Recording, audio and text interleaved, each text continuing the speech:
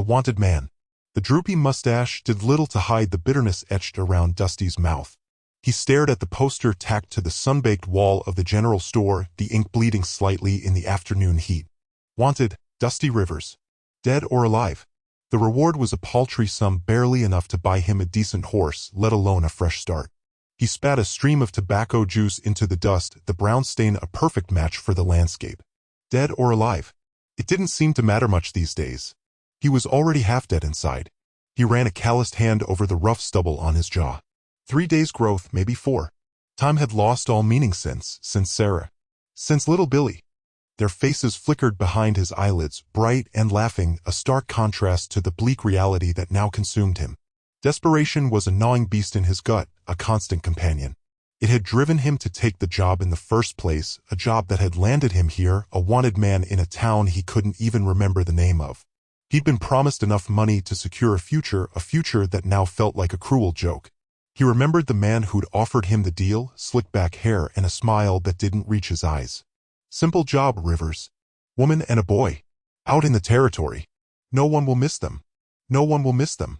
The words echoed in his head, laced with the venom of regret. He'd pictured the money, the escape from the crushing weight of his loss. He hadn't pictured the boy's face. He closed his eyes. The image of Billy, Sarah's boy, burned into his mind. The way he'd looked at Dusty. His eyes wide with a trust he didn't deserve. Father. Dusty flinched, a physical blow. He was no one's father. Not anymore. He'd failed his own family, and now he was failing this family he was supposed to destroy. He opened his eyes, the poster still mocking him from the wall. He was trapped, caught between a promise, a damnation, and a flicker of something he hadn't felt in years. Hope. Or was it just guilt, masquerading as something brighter? The general store door creaked open, and a woman emerged, her arms laden with groceries. She glanced at the poster, then at Dusty, her eyes lingering for a moment before she hurried on, clutching her parcels to her chest.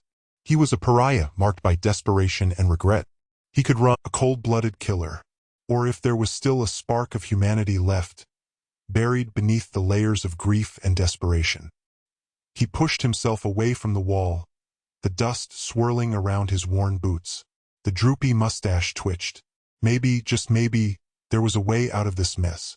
A way to atone for his sins. But it wouldn't be easy. Nothing ever was. A desperate bargain. The cough rattled Martha's thin frame. Dusty knelt beside the bed, his calloused hand dwarfed by hers as he held it. Her skin felt like parchment stretched over bone, radiating a feverish heat. "Easy, Martha, easy," he murmured, wiping the sweat from her brow with a damp cloth. Her eyes, usually bright and full of life, were clouded with pain and a weary acceptance. "Dusty, don't waste your time on me. You need to think of yourself." Each word was a labored breath. He squeezed her hand harder than he intended. "Don't talk like that. We'll get you better. I promise." A hollow promise. He knew it, and he saw the knowing flicker in her eyes. He'd already emptied their meager savings on Dr. Albright's visits and his questionable remedies. The man, smelling of stale whiskey and condescension, had made it abundantly clear that further treatment would require a hefty sum, a sum Dusty simply didn't have. Later that day, Dusty found Albright outside the saloon, his face flushed with drink. He swallowed his pride and approached him.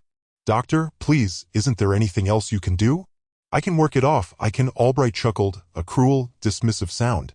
"Work it off, Rivers? You think your backwoods labor is worth the medicine she needs? Come back when you have gold, not sweat." He spat on the dusty ground and turned away, leaving Dusty standing there, a knot of despair tightening in his chest. Desperate, he'd considered selling their small plot of land, but that wouldn't even cover half the cost, and what would they do then? Be completely destitute? He was trapped. That's when Silas Blackwood found him. Dusty had been slumped against the wall of the general store, the setting sun casting long, distorted shadows around him. Blackwood, a man whose tailored suit always seemed out of place in the rough-and-tumble town, approached him with a predatory gleam in his eyes.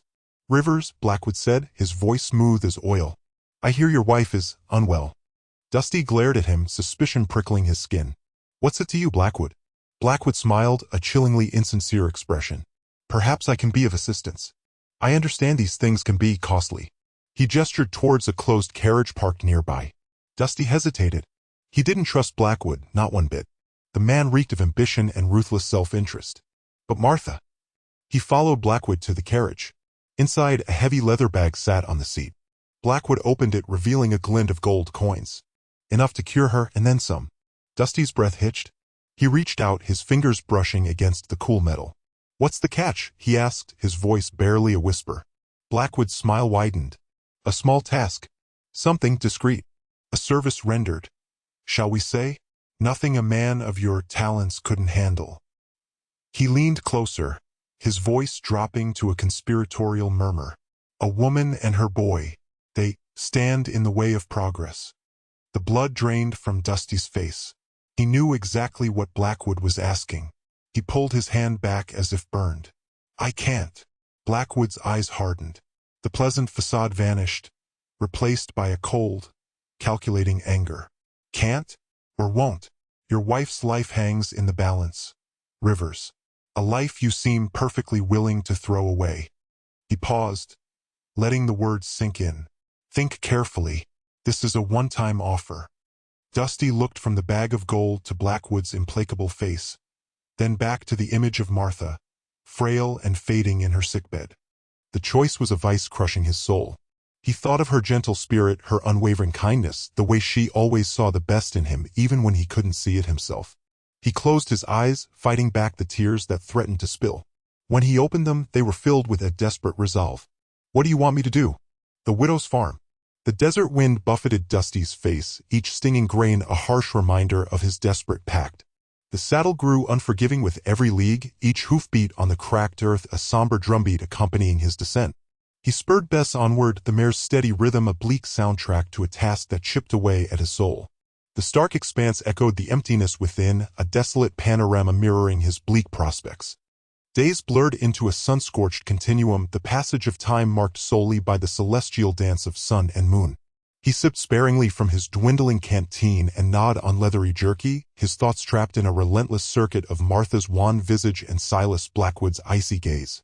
He struggled to visualize Sarah Meadowsweet and her child, their features elusive, mere phantoms in his mental landscape.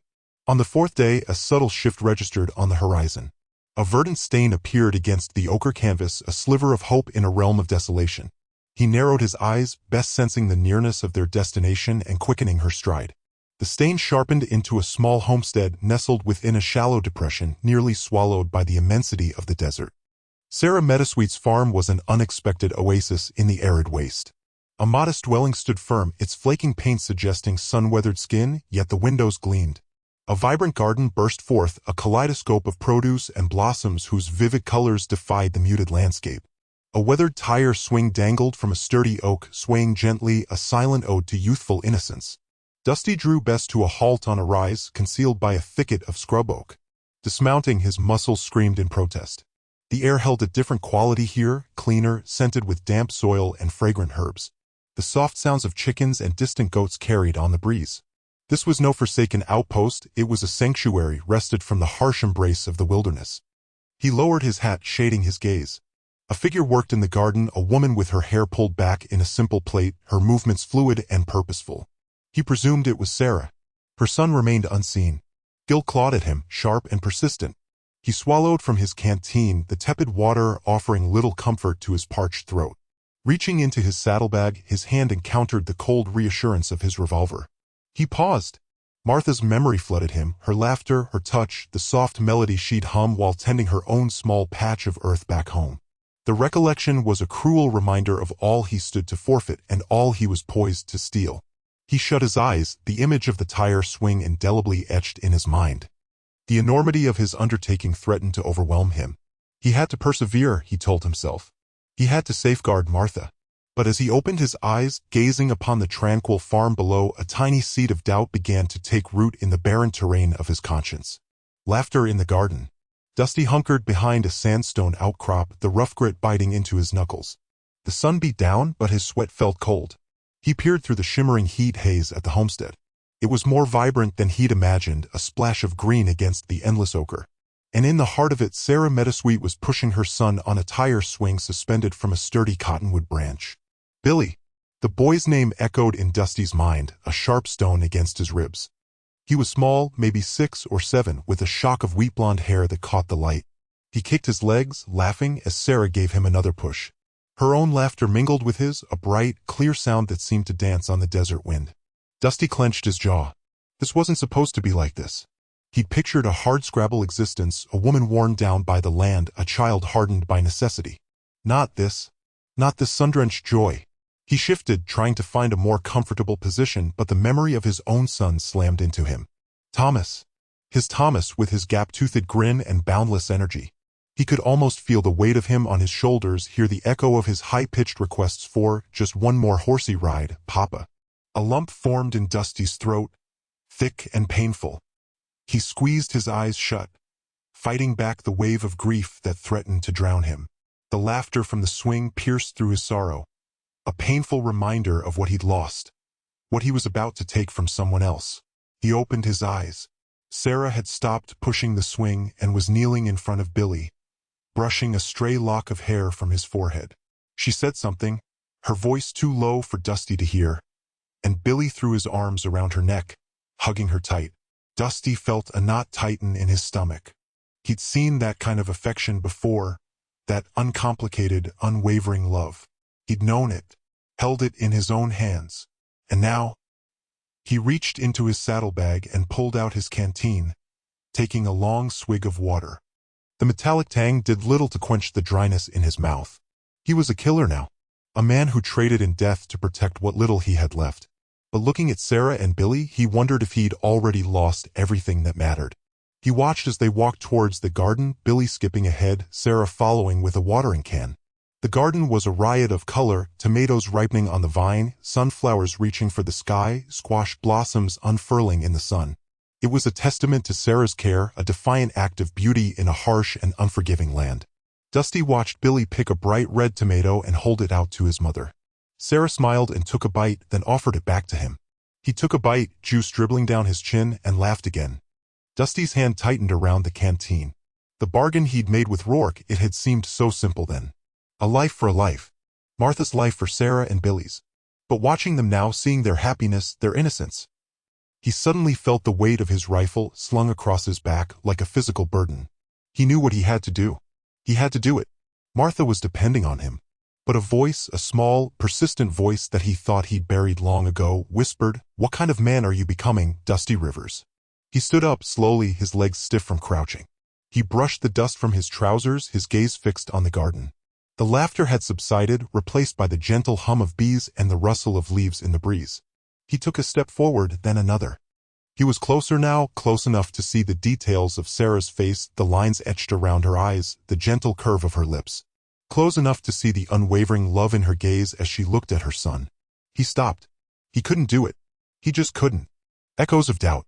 Leather protesting, Dusty spun Roan around, heels driving the horse into a canter. He fled the Meadowsweet farm, its illuminated windows, the receding laughter, wisps of warmth and joy he was leaving behind. Distance.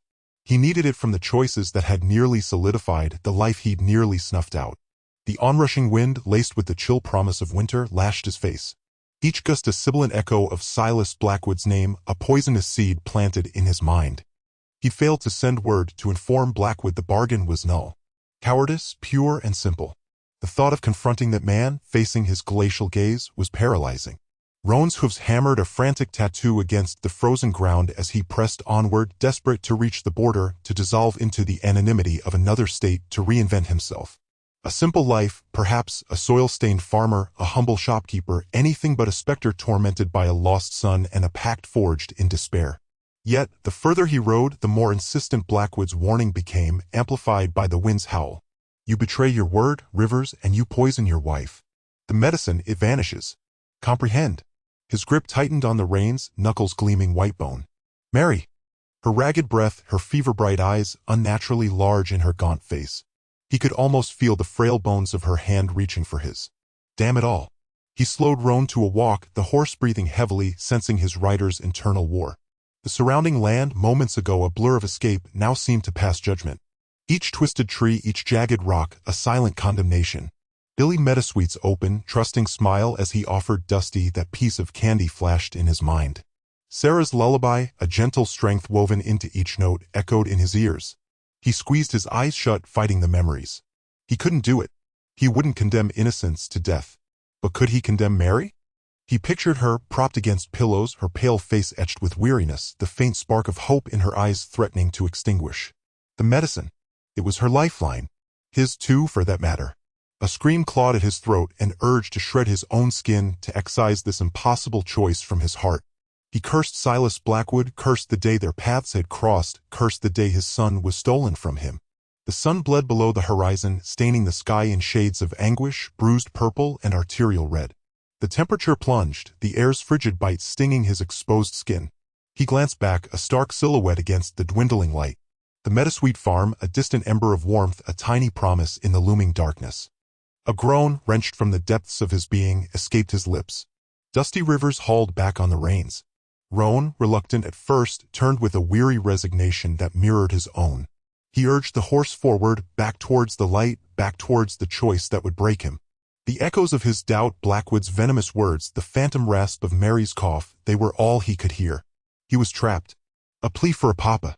The air was a dense, cloying shroud, saturated with the musk of wet soil and the threat of rain. Dusty slipped through the shadows, each step deliberate, every rustle of foliage a potential siren. The farmhouse loomed against the lightening sky, a stark silhouette hinting at heartache to come.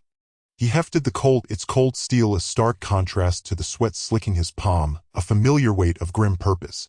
The boys' room. Silas's instructions echoed, a simple snatch and grab.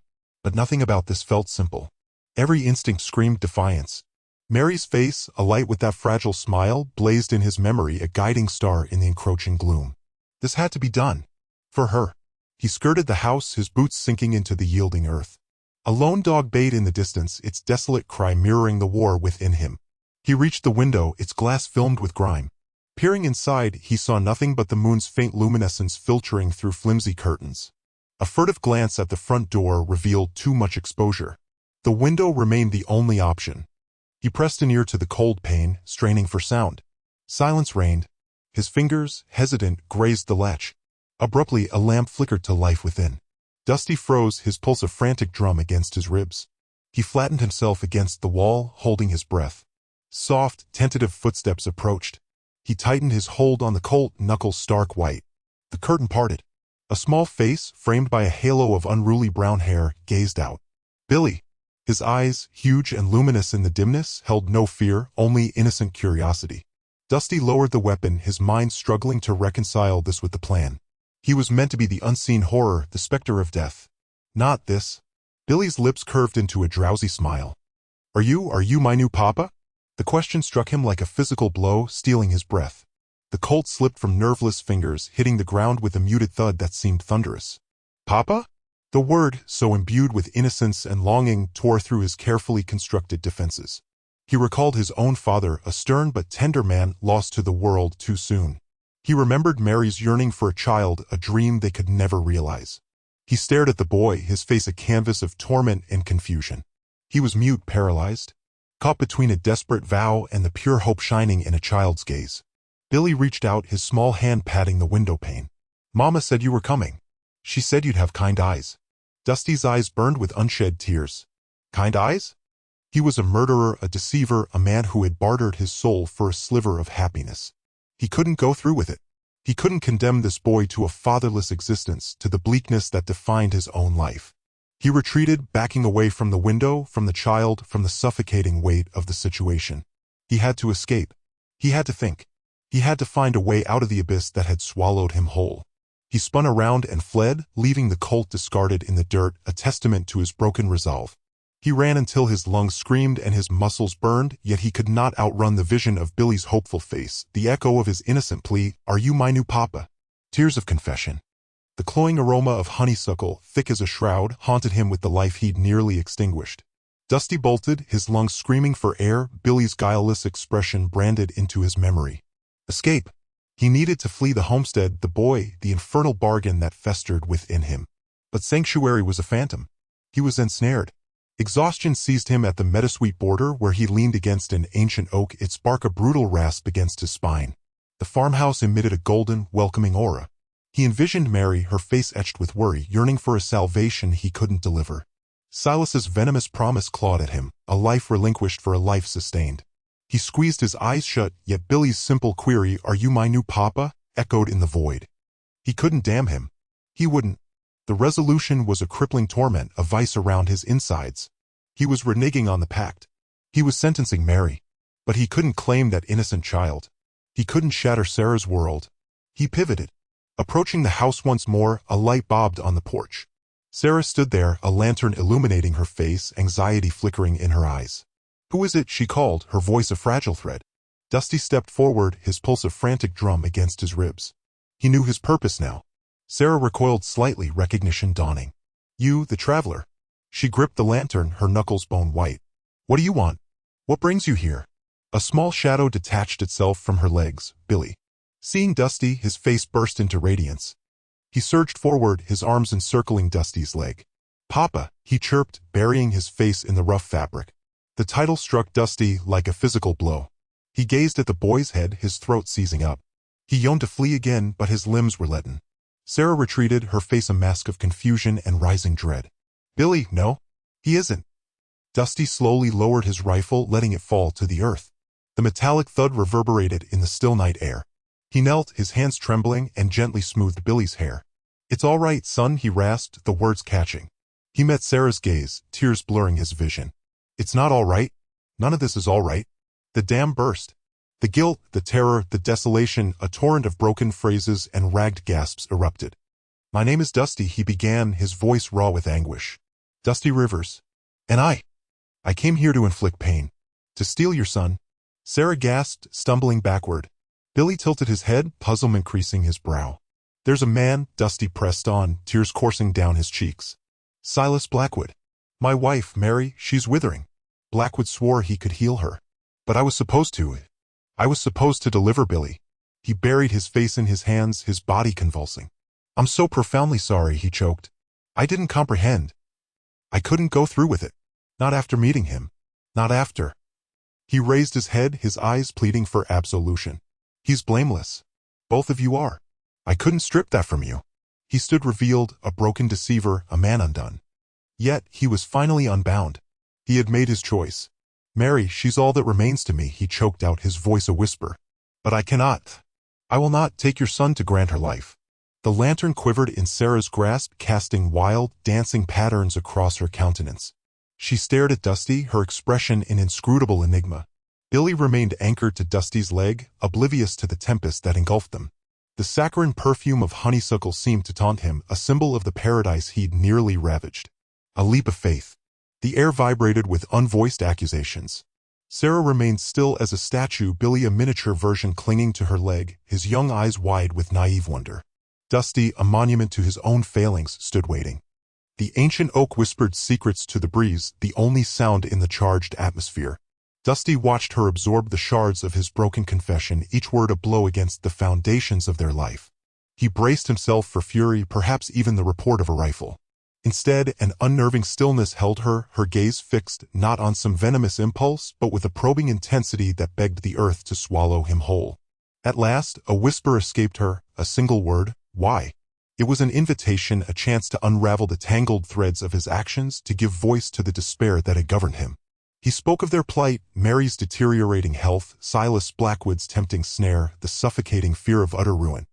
No excuses offered, no attempts to sugarcoat, he bared the raw and unpalatable truth of his choices. Head bowed, he awaited the inevitable reckoning.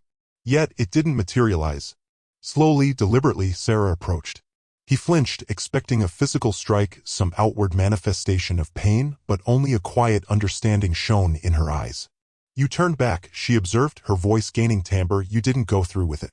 Not an indictment, but a simple acknowledgement, a recognition of the one decision that kept him from total depravity. Unable to meet her gaze, he only nodded. I couldn't," he rasped, the words grating against his throat. "He called me father." A shadow of compassion flickered across her face. Hesitantly, she reached out, her hand lingering before settling lightly on his forearm. The unexpected touch, so profoundly human, sent a shockwave through him. "You must be famished," she said, dispelling the tension. "And bone-weary." Her gaze shifted from him to Billy and back. "Come inside. I'll get you something to eat." He gaped at her, bewildered. "After what I've told you, you'd offer me sustenance?" "You didn't harm us, Dusty," she responded, her tone resolute. "And you need help. We all do in our own ways." He followed, the aroma of wood smoke and baking bread a welcome balm to his suffocating guilt. The small cottage, radiating the essence of a loving home, felt like a refuge he didn't deserve. Sarah moved with quiet efficiency near the stove, her actions calm. Billy, initially apprehensive, began to cautiously circle him, curiosity outweighing his trepidation. Dusty sat at the rugged wooden table, observing them, a painful knot of gratitude and confusion twisting in his chest.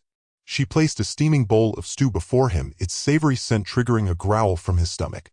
He ate slowly, each bite appreciated not only for its nourishment but for the simple act of being cared for, of receiving kindness despite his failings. When he finished, Sarah indicated a small cot tucked into the corner. "You can rest there. You look like you haven't slept in days." He offered no resistance. He was depleted not just physically but emotionally and spiritually. He lay down, the straw mattress surprisingly inviting. As his eyes closed, he watched Sarah attend to Billy, her features bathed in the fire's gentle glow. He was undeserving. He didn't merit her trust, her empathy. Yet, as he drifted off, a fragile ember of hope ignited within him. Perhaps, just perhaps, redemption remained within reach. Maybe in this humble dwelling, surrounded by the warmth of Sarah and Billy, he could find a path to self-forgiveness, to rediscover the man he once was before the encroaching darkness. The journey ahead would be fraught with peril, he knew. Silas Blackwood wouldn't simply let him go. But in that moment, he was sheltered. And for the first time in countless days, he felt the faintest stirrings of peace. Mending fences, mending hearts. The next dawn arrived with the faint ghost of last night's fire and the quiet understanding between him and Sarah, a comforting presence against his skin. Before the sun fully crested the hills, he was awake, the familiar protest of his aging body a testament to years of hard labor. He discovered Sarah already in the kitchen, humming a wordless tune as she worked the dough on a dusted counter. The yeasty tang of rising bread chased away the lingering metallic bite of fear that had gripped him only days ago. "Morning?" he rumbled, surprised by the genuine warmth that colored his voice. Sarah's smile deepened, etching fine lines near her eyes. "Sleep well? Coffee's ready." He accepted the offered mug, the warmth chasing the chill from his fingertips.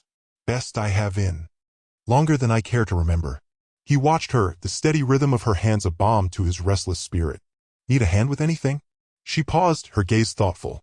"South fence gave way again. Wind, I suppose. Sheep are skittish. If you're looking for something." He was. He craved the demanding pull of muscles, a purpose he could touch. "I can mend a fence." The cool air pricked at his face as he made his way to the damaged barrier. The wood was fractured and decaying, evidence of years uncared for. He fell into the old, comforting cadence of hammering and sawing, replacing the broken supports, tightening the wire into a firm defense against the wild, felt like building something solid within himself. Each strike of the hammer seemed to knock loose a shard of the darkness that clung to him. Later, Billy, eyes sparkling with curiosity, located him near the vegetable patch. Sarah had dispatched him with a handful of seeds and a miniature trowel. "Mama says it's time for beans," he announced, his small voice brimming with importance. Dusty knelt, the damp earth cool and yielding beneath his hands. He demonstrated how to create a shallow trench, how to space the seeds just so, and how to gently tuck them in with soil.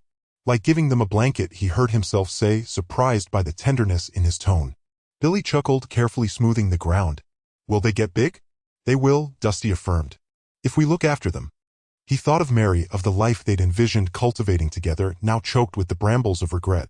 That afternoon, while Sarah was occupied with the chickens, Dusty unearthed a piece of aged oak and his worn whittling knife. Billy stood mesmerized as he patiently shaped a tiny bird, the wood shavings piling at his feet like golden curls. He showed Billy the safe grip, the art of coaxing form from the grain, the pungent scent of cedar rising in the air. "It's got wings," Billy whispered, tracing the delicate curve with his fingertip. Dusty's lips curved into a smile. "Every bird does." As dusk painted the meadow in hues of amber and rose, they congregated in the snug kitchen.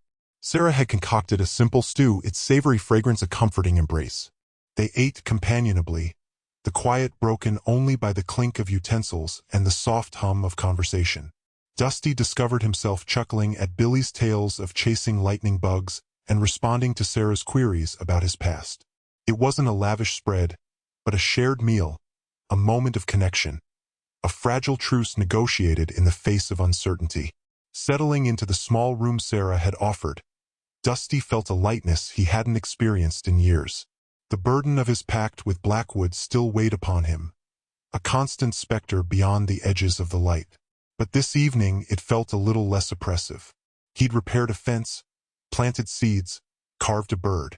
He had helped create rather than destroy. He'd discovered a spark of hope in the most unexpected corner. And perhaps, just perhaps, that tiny spark was enough to sustain him. Blackwood's fury. A sienna smudge marred the horizon, a dust cloud heralding trouble long before its accompanying growl vibrated through Meadowsweet Farm. Dusty, splitting logs by the barn, felt a premonition, cold as a grave, prickle his skin. Blackwood. He stole a glance at the house, finding Sarah tending her garden, a simple tune escaping her lips. The vibrant hues of her flowers painted a picture of innocence against the encroaching darkness. He pictured Billy indoors, lost in fantastical skirmishes with his toy soldiers. A knot tightened in Dusty's gut. Escape beckoned, vanishing into the wild, a desperate gamble to outrun Blackwood's fury. Self-preservation, a tempting, venomous thought. Then Mary's face bloomed in his mind, Mary, imprisoned in Blackwood's opulence. He turned toward the farmhouse, intending to warn Sarah, but the approaching hoofbeats hammered the earth, denying him the chance. Instead, he broke for the back fence, angling towards the sanctuary of the trees. He had to draw them away by them precious moments. The riders exploded into the yard, a ravening pack unleashed. Blackwood led the charge, his face a frozen mask of rage. Jedediah Grimes, a mountain of a man, lumbered alongside, a Winchester cradled in his meaty hands. Two more, faces etched with hard living, flanked them. Rivers. Blackwood's roar tore through the morning air, a voice scraped raw with fury. You think you can double-cross me, you dog? Dusty halted at the tree line, hand gripping rough bark. He pivoted, features hardening, eyes flinty. And about betrayal, Blackwood. I'm just finished with your kind of dirt. From the porch, Sarah had emerged, the tuneless humming replaced by grim resolve. Her rifle, a well-used Winchester like Jedediah's, held steady in her grip. A bulwark between Blackwood and her son. Billy peered from behind her skirt, eyes wide with terror, but his chin remained lifted in a gesture of small defiance. Dusty's heart ached. You were paid a debt, Rivers. Blackwood bellowed, his face darkening to an apoplectic purple. A debt you can never settle. You swore. Oaths lose their meaning, Dusty countered, voice even and unwavering. Some things outweigh promises made in desperation. Blackwood spurred his mount forward, the beast snorting and stamping. You think you can shield them, Rivers? From me? You pathetic fool. They belong to me now. Everything. Sarah raised her rifle, sunlight glinting off the barrel. Get off my property, Blackwood. You're not welcome here. A tremor laced her voice, yet her hold remained firm. Jedediah Grimes emitted a gravelly chuckle, a sound that sent shivers skittering down Dusty's spine. She's got fire, don't she, Silas? Maybe she needs a lesson. He grinned, revealing teeth stained the color of old ivory. Dusty knew flight was impossible. He couldn't allow them to defile Sarah, couldn't let them get near Billy. He stepped away from the woods, placing himself squarely in front of the farmhouse, a human shield. The woods could wait, this was his reckoning. Defending the Meadowsweet. The rifle slammed against Sarah's shoulder, the sharp crack echoing across the tranquil meadow. Jed Grimes howled, clutching at his bloodied bicep, surprise twisting his features into a mask of pain. Inside now. Dusty roared, already in motion, windows, keep watch. He dedicated the last hour to transforming their peaceful farmstead into an improvised defense.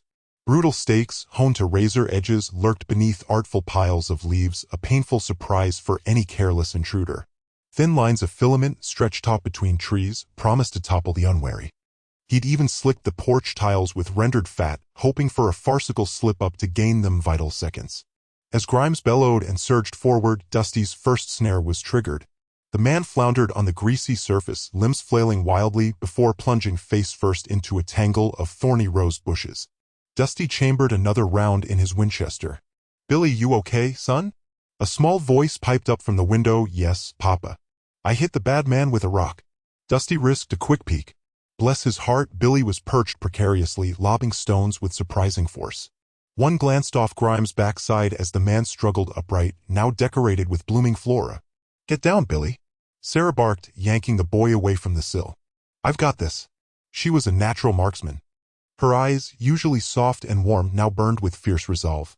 Dusty edged along the barn wall, seeking cover. Blackwood wouldn't dispatch a lone fool. Grimes was a diversion. He swept his gaze across the wood's edge, his senses honed to a razor's edge. The air was thick with the resinous scent of pine and the acrid bite of gunpowder. A bullet whizzed past his temple, burying itself in the weathered wood. He ducked low, spitting out shards. They were advancing. He caught a flicker of movement, sunlight glinting off polished steel. He raised his own rifle, steadied his breathing, and squeezed the trigger. A stifled groan confirmed a hit, but additional figures emerged from the tree line, fanning out, attempting to encircle the house. "Sarah! They're flanking," he yelled, knowing his voice wouldn't carry. He had to move to draw their fire away from his family. He broke into a sprint towards the south field, firing as he ran. Return fire snapped and crackled around him, bullets plowing divots in the earth near his boots. He flung himself behind a stack of moldering hay bales, his heart a frantic drum against his ribs. "Dusty!" Sarah's voice, clear and strong, cut through the din. She was providing cover. He heard the distinct report of her rifle, followed by another cry of pain echoing from the trees. He chanced a glance. Grimes, still wearing his floral crown, was hobbling towards the house, brandishing a pistol. He was slow, vulnerable, and easy target. Dusty aimed, yet hesitated. Killing Grimes would solve nothing. He needed to flush out Blackwood to end this nightmare permanently. He fired a shot into the dirt near Grimes' feet. The man jumped, startled, then charged towards Dusty, roaring like a wounded beast. "Come on then," Dusty yelled, rising to meet him. He knew this was reckless and unnecessary risk, but he had a plan forming. A desperate, dangerous gambit. As Grimes lunged, Dusty sidestepped, seized the man's wrist, and used his weight against him. Grimes tumbled through the air, landing with a sickening crunch in one of Dusty's cunningly concealed traps, the one bristling with sharpened branches. A piercing shriek tore through the air. The remaining attackers faltered, momentarily frozen in shock. Now, Dusty sprinted towards the woods, firing as he advanced. He had their undivided attention. He could feel Blackwood's gaze on him, heavy with malice. He just had to draw him into the open. He just had to stay alive. The price of greed. The air stung with the reek of burned powder and spilled iron. Grimes's howls pierced the lingering smoke as his leg remained trapped under the overturned trough, an unresponsive burden. Silas's crew, once so bold, now dove for cover like startled quail. Sarah, perched atop the porch, worked the lever of her rifle with practiced ease, her gaze unwavering. Each shot, a measured expenditure, found its target with deadly effect. Dusty spat, the taste of grit and rage bitter on his tongue. The gambit had succeeded. He'd become the lightning rod, drawing their fire while Sarah delivered the reprisal. Now to sever the head. He swept the yard, seeking Silas. He spotted him near the wood's edge, spitting orders, his face a crimson mask of outrage. Silas hadn't predicted such resistance. He'd envisioned a simple conquest, a quick silencing. A grim smile touched Dusty's lips. Silas had underestimated the tenacity of a desperate man. "Silas!" Dusty bellowed, the sound slicing through the din. "Show yourself." Silas spun, eyes blazing with fury. He leveled his own pistol, discharging a hasty round that chewed splinters from the wood beside Dusty's ear. "Rivers, you'll answer for this treachery." Dusty stood his ground. He knew the reckoning was due. He advanced, deliberate and implacable, toward Silas. "Treachery this ain't, Silas. This is justice served." Silas's men, witnessing their leader exposed, surged forward, unleashing a ragged volley. Dusty swayed, ducked, returned fire with ruthless accuracy. Another man crumpled, clutching his midsection, pain twisting his features. Sarah's rifle barked. Silas cried out, clutching his arm. A dark stain spread across his sleeve. He stumbled backward, his facade of control crumbling. "Grimes!" Silas shrieked, panic lacing his voice. "Get me out of here!" Grimes, still pinned, could only offer a tortured groan. Two of Silas's remaining men wrenched him free, half dragging, half carrying him toward the horses tethered at the woodline. Silas shot Dusty a look filled with venom, his face a gargoyle of hate. "This ain't over, Rivers. Hear me? This ain't over. I'll be back. You'll bleed for this. You and that woman." He clambered onto his horse, his features a grotesque mask of agony and wrath. His ragged band followed, vanishing into the trees, leaving behind only the casualties, both living and dead, and the lingering stench of cordite.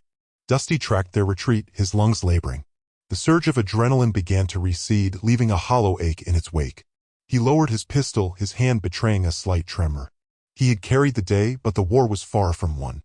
He turned toward the house, toward Sarah, toward Billy, who now peered hesitantly from behind the door, eyes wide with a mixture of dread and fascination.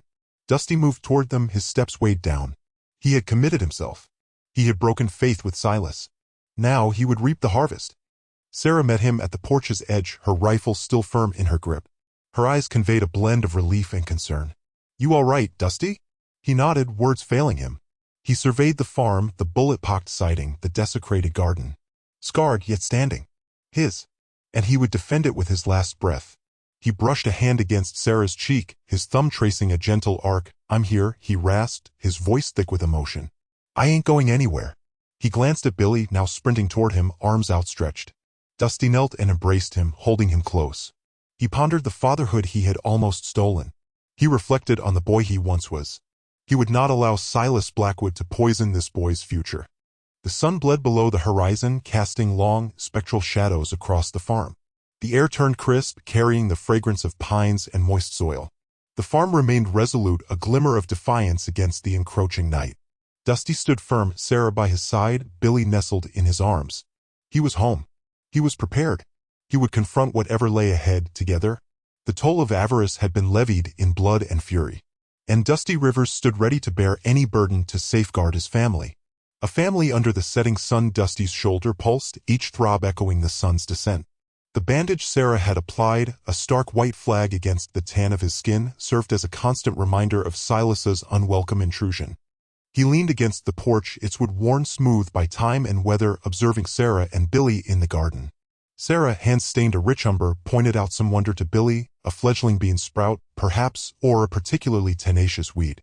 A ripple of bright, childlike laughter escaped Billy's lips, a sound that shooed away the lingering shadows of dread. An urge, a compelling need, drew Dusty toward them. It was a sensation both novel and cherished, a far cry from the ever-present unease that had been his closest companion. He pushed off the railing, his boots stirring up small clouds of dust as he crossed the yard. "What marvel are you two investigating?" he asked, his tone raspy yet tinged with an unfamiliar tenderness. Sarah glanced up, her eyes reflecting the embers of the sunset. "Billy discovered a ladybug," she replied, smiling. "He believes it's a harbinger of good fortune." Billy, his face illuminated with innocent delight, presented his cupped hand. "It's scarlet, Dusty. Like your—" He paused, his brow furrowing with concern. "Does your shoulder ache still?" Dusty knelt, a slight grimace flitting across his face. "It's mending, son. I'm sturdier than I appear, you see." He winked, eliciting a giggle from Billy. Sarah brushed the loam from her denim skirt. "Come along, you too. Let's witness the sky's final act. It promises to be spectacular." They ambled toward the westernmost edge of the farm, the prairie grass whispering secrets against their legs. The firmament was ablaze, ribbons of fire, gold, and amethyst painted across the vast canvas. They settled on the gentle slope of the field, Sarah in the center, Dusty to her left, and Billy nestled close, almost melded to her right side.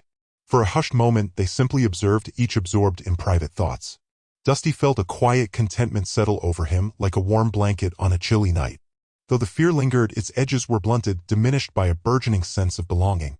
He stole a glance at Sarah. Her face, a roadmap of hardship and grit, was softened by the golden light. He saw not merely someone under his protection, but a confidant, a partner, the ballast he hadn't realized he craved. As if attuned to his thoughts, Sarah turned, her hand reaching for his. Her touch, roughened by labor, was nonetheless gentle, sending a surprising current through him. He intertwined his fingers with hers, holding tight in a silent vow, a promise of guardianship, of shared burdens, of a future only now beginning to take shape in his mind's eye. Sensing the subtle shift in the air, Billy leaned against Dusty, resting his head heavily on his arm. Instinctively, Dusty tightened his hold, drawing the boy closer. Billy sighed, a sound of pure contentment, and Dusty's heart swelled with fierce protectiveness. He closed his eyes briefly, savoring the warmth of the boy's slight frame, the reassuring pressure of Sarah's hand. The sun dipped further, casting elongated shadows across the waving grass. A cool breeze stirred, carrying the perfume of damp soil and wild blooms. The world held its breath, suspended in a moment of ethereal serenity. Dusty opened his eyes, his gaze sweeping across the expanse of the farm. The barn, the house, the cultivated fields, all steeped in the glowing ember of day's end. It was more than just property, it was a refuge, a haven, a testament to resilience. He knew Silas wouldn't relent. He knew peril still stalked the edges of their fragile peace. But in that moment, encircled by the love and faith of Sarah and Billy, he felt a fortitude he hadn't known existed. He would confront whatever lay ahead, not as a lone figure burdened by his past, but as a man with a family to cherish, a future for which to fight. The last sliver of the sun vanished below the horizon, leaving behind a twilight sky awash in muted hues. The first stars began to emerge, like scattered diamonds on a velvet cloth. Sarah squeezed his hand gently. Billy yawned, his eyelids drooping. "Time for bed," Sarah murmured. "It's been a long day, little one." Dusty nodded, his gaze still fixed on the horizon, his jaw firm with resolve. The dawn would usher in fresh trials, uncharted dangers. But tonight, under the silent watch of the cosmos, they were a family. And that was all that truly mattered.